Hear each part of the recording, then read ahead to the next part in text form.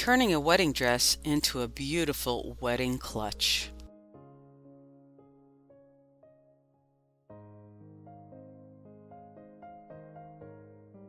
The wedding dress was in excellent condition, except for some minor staining on the dress, so of course that wasn't used, and an occasional spot or two that had to be avoided.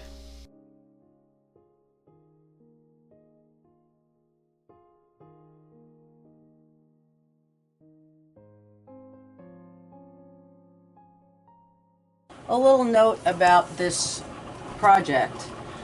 This project came to me after it was made by another seamstress. The client called me up. She was very upset about how the bag was made and if I would be able to make it for her. And I was kind of appalled when I saw what the bag looked like. And as you can see in the video clip here, these photographs, it's very poorly done, and she was charged quite a bit of money for a very bad bag. So I'm going to do my best to make sure that it is going to be absolutely lovely. Hi, so my next project is going to be a bag made from the client's mother's wedding dress, and I'm going to be making a clutch, and this is the clutch that I made as a sample. And after I made the sample, went over the project with the client and we decided how we want it set up. So let's get started. So the pattern that the customer chose is named Glenda, but she specifically had a different kind of flap that she wanted. This flap, as you can see, is a little bit more squared at the bottom. She wanted something that was a little bit more rounded.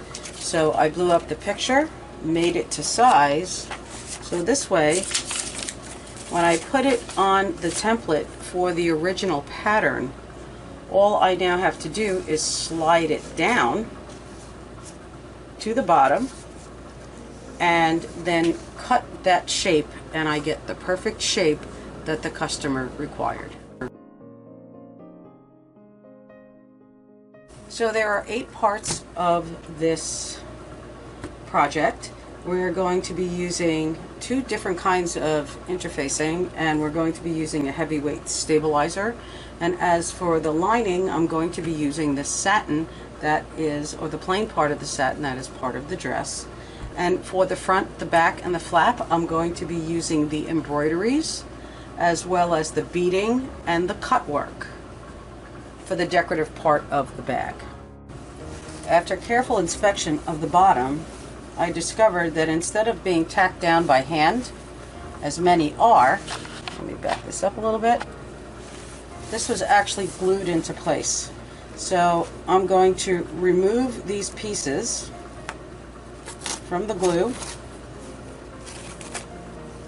and that's going to make it a lot easier to put this on the flap.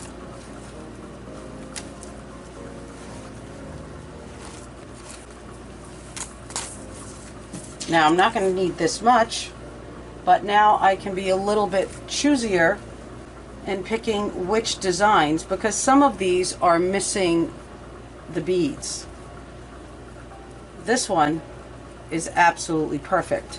So to put that on the flap in the center is now going to be much easier when I go to tack it down. When I start working with patterns like this that are made up of multiple pieces, because we have stabilizer, we have lining, we have exterior pieces, I use different color highlighters.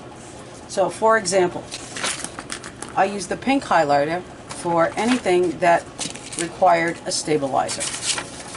So I know to look for the red. I'm going to grab all the red, I'm going to cut my stabilizer out, I'm not going to make a mistake. If it requires more than one piece, this is stabilizer, stabilizer, stabilizer, I put it aside after it's been cut. The next one this is the green. The green equals my exterior pieces.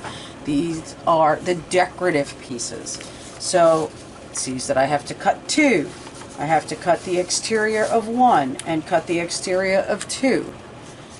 But they're made up of multiple pieces. So after I cut out the exterior pieces, I then put them together again and put them into the next pile.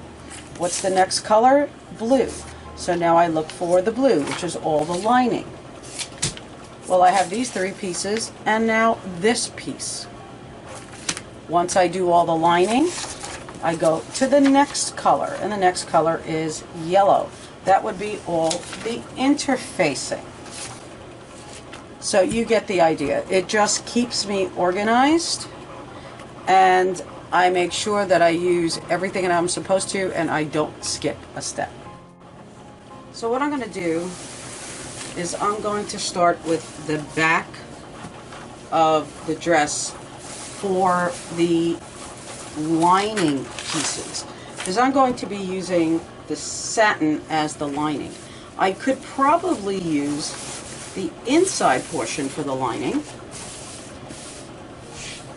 but that's not going to be as pretty. So we're going to use the satin.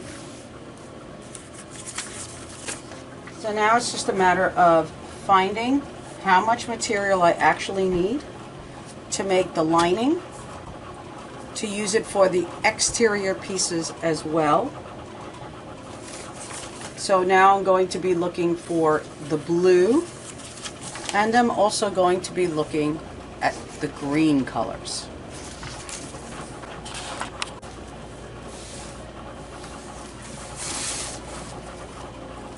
So I am going to cut right down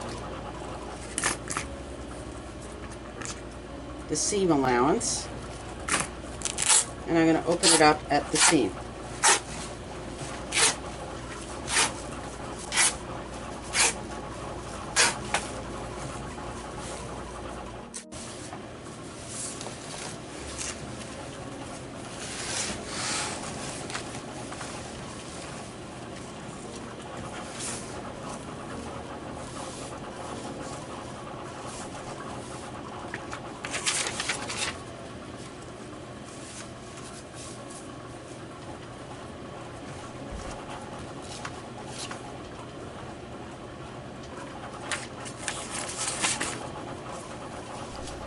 Here I'm trying to figure out which pattern piece would fit best with the fabric that I have. Again, I'm really sorry about the 3D printer noise in the background. I know it's distracting, but I didn't realize when I was filming that it was the camera was so close to the printer. But eventually I find the piece that is going to maximize the amount of space that I need to make that piece.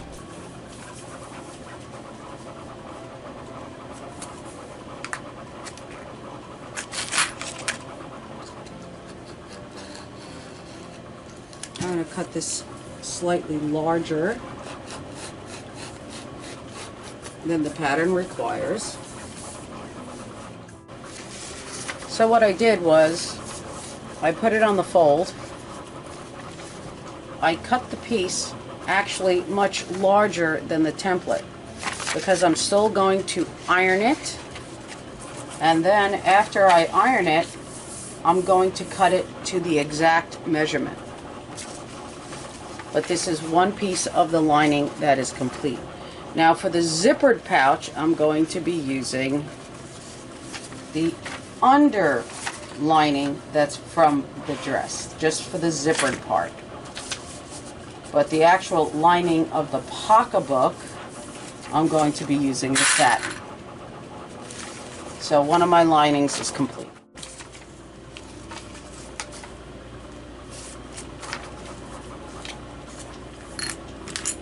So I'm using a pen that's water soluble. So I'm going to just mark out the pocket all the way around. So this way I can maximize the usage of the garment, because the customer did say that she might want to use it one day for a christening dress or something of that nature.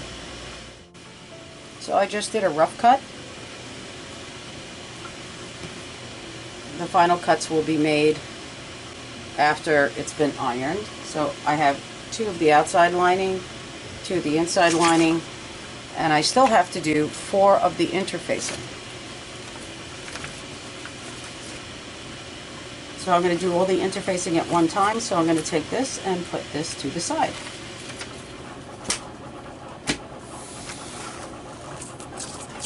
So here's the zippered bag. I'm going to be using the inside lining or the underlining for the pocket.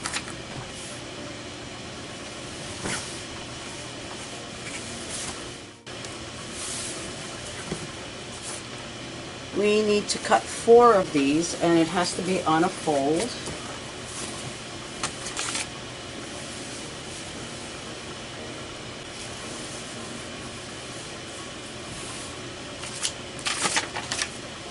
And I'm going to bring it up to the edge, and then I'm going to pinch the sides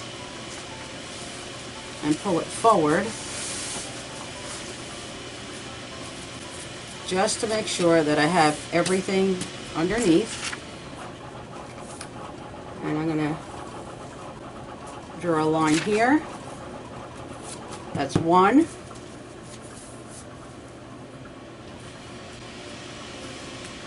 And 2. And I'm going to cut those out before I make the other 2. Because as you can see, it's starting to get a little narrow here. So I'm just going to cut it here.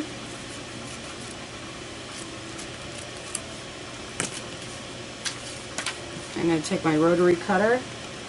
Again, it doesn't have to be precise because I am going to be doing a more exact cut later. So this is on the fold.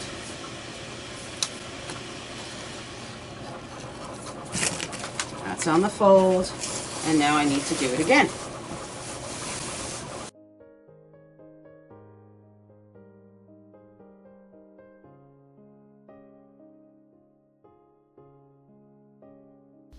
So I've already brought the pieces to the ironing board. They've been ironed and pressed, and now this is the final stage before we start putting the pieces together.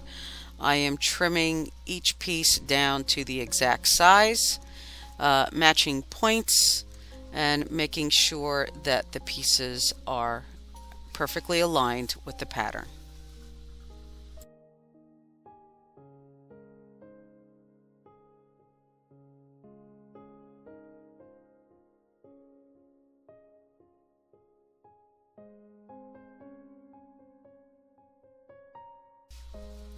Now we're going to start working on the lace pieces.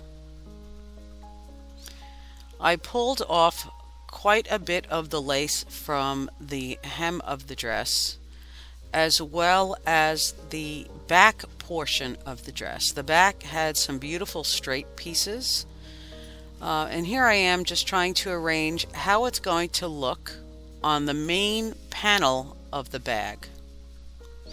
I'm using very, very thin pins to position them. And of course I'm going to be moving the pieces around quite a bit, trying to figure out what I like best or what will look best on the bag.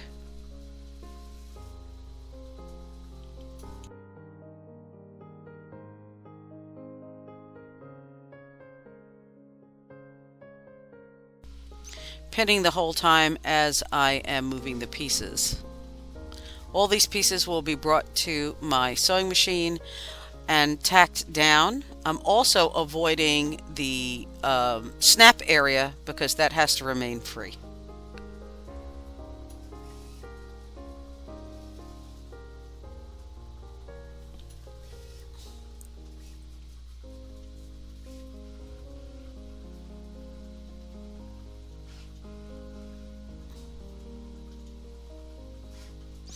So that's what the flap looks like. It's pinned into place.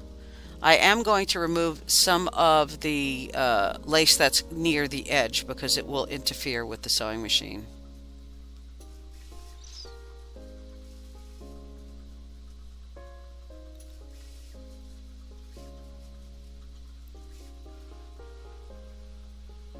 And here is the bag constructed.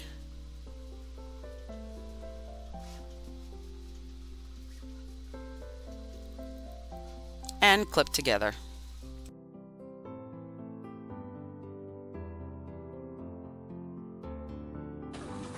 This machine here is my saving grace sometimes, because the newer machines really do not have the power, enough power to get through multiple layers. So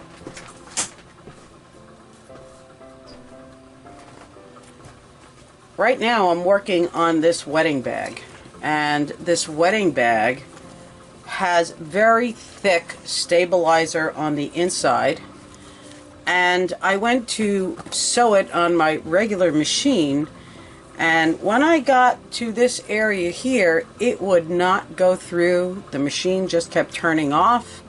The needle would not pierce the fabric. It's because it doesn't have enough power. These older machines, this old Singer, not quite sure of the age, I would have to look up the serial number, but I purchased this off eBay years ago. It comes with a box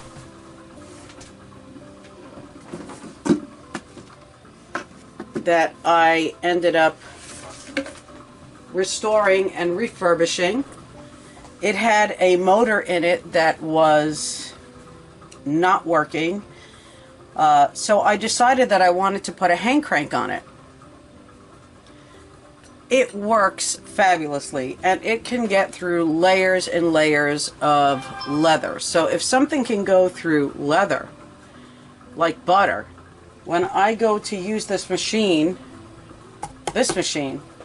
on an item like this, I know that it's going to get the job done. So sometimes, you know, those other machines with their super fancy stitches, they can do a lot, but nothing beats a straight stitch, old-fashioned, cast iron, all metal Singer. Love it. I marked the 1/2 inch mark with the blue tape that you see there, and I use a specialty foot called a roller foot, and that just helps rolling over very thick fabric.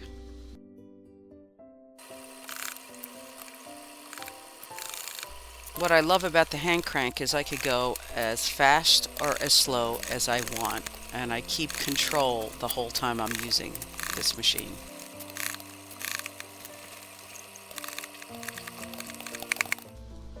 So that's the flap, and the flap I used glue to glue on the lace, but the rest of the bag was sewn on my machine. It really came out so beautiful. I do believe that the client will love this one compared to the original one that I showed in the beginning of the video.